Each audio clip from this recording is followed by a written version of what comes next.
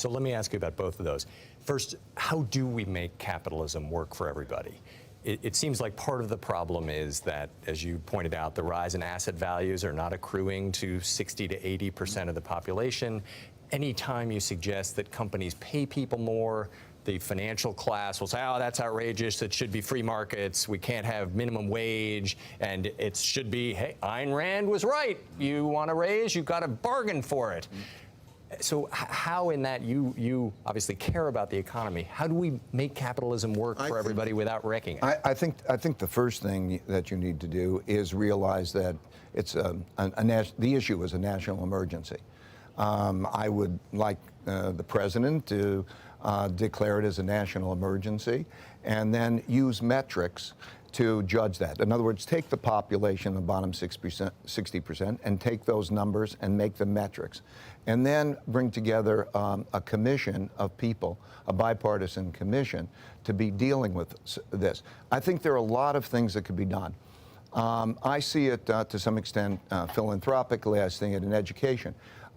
For example, in education, we're in a situation where, in many cases, terrible, terrible conditions in education.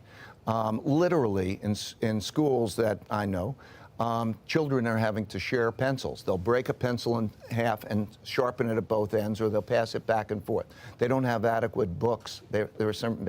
Those children in Connecticut, where the state that I'm from, which is either the richest or certainly one of the top 3 richest states in the country, we have 22% of the high school population that is either disconnected or disengaged. And so I'll tell you what that means. A disengaged student is one that attends high school but doesn't participate. They don't study, they don't really make progress. A disconnected student is one that they don't even know where they are. 22% of the population in Connecticut is one of those, and high school students is one of those. Those are students that are not going to be able to be productive. They're going to be on the streets. If you look at the cost of incarceration is between $85,000 and $125,000 typically a year in terms of that. So there are certain things I think you could create public-private partnerships so that these some programs do well. I support, for example, microfinance. Microfinance in being able to bring about. There are many things, forget the things that I'm supporting.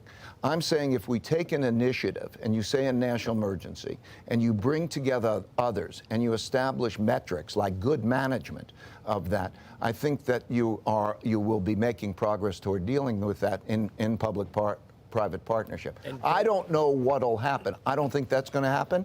I have no prospect of that. That's why I'm a little bit concerned that what the next downturn will be like. And does it require our raising taxes? Because the other problem, as you point out, is the debt. And the debt growth has accelerated with the recent tax changes.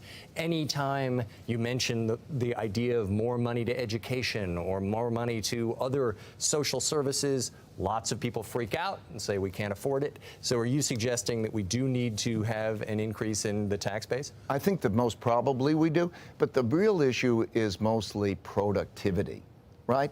In other words, to unleash productivity. There was a time that women weren't part of the workforce, and when they entered the workforce, it caused a great productivity boom. I think if we make it a mission that group becomes much more productive and has the opportunity. I mean, I think the country, is, what are we about? I think it should be the land of opportunity, and we bring that together and produce those opportunities because that produces productivity. Candidate Trump, going back to debt, campaigned on how awful the Obama administration was doing, the debt was growing.